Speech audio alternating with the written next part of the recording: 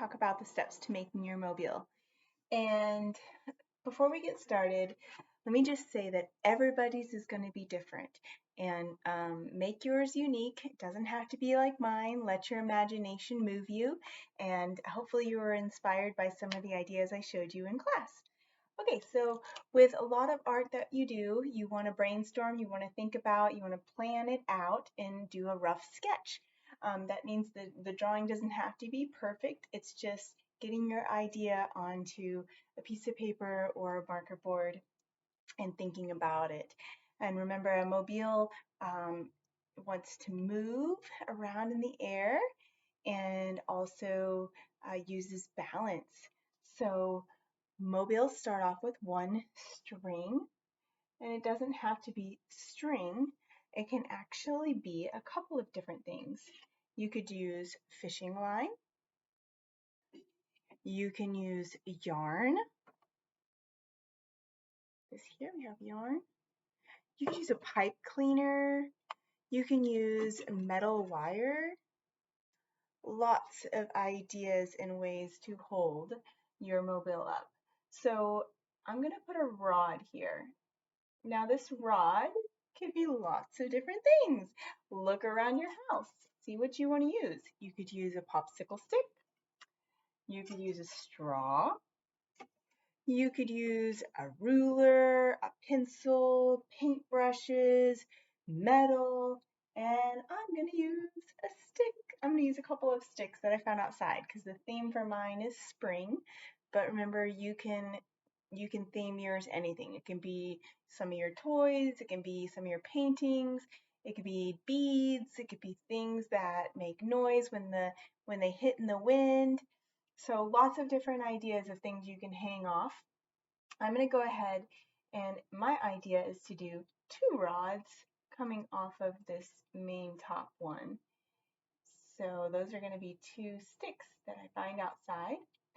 And so I drew and colored and cut out some different things that made me think of spring. So what things make you think of spring? Maybe a butterfly with flowers? Maybe a rainbow because it rains a lot and then the rainbow comes out? Maybe an umbrella because of the rain? Yeah, so I did a couple of different things. I actually have 7 things on strings. And you want to decorate both sides because, well, if you're using something that you have created, like I am, you want to decorate both sides so that when it's moving around, it's pretty all the way around. And I have 7, so I need to count 1, 2, 3, 4, 5, 6, 7. And you can make them all different lengths. The fun part is getting this to balance as you're putting it together. So have somebody like your learning coach or an older brother and sister help hold it. I have a stick held up here that I'm going to be using for this main rod here. And then you kind of want to sketch out where you want things. So if I wanted the rainbow right here, I would do a rough sketch. It doesn't have to be pretty or perfect. Just it tells my brain that's where I'm going to put the rainbow. And then decide where you want your other things, maybe the flowers and the ladybugs and different things. And think about balancing. So if you're using a string or metal wire, put it on your first rod somewhere and look at how it moves. It's going down on this side. Why? That's because this side of the stick is heavier than this side of the stick. This side weighs more. So if I need to get it more balanced where it's horizontal, I need to move my metal wire to the side that was heavy until it's about horizontal. And you're going to do that to your rods first.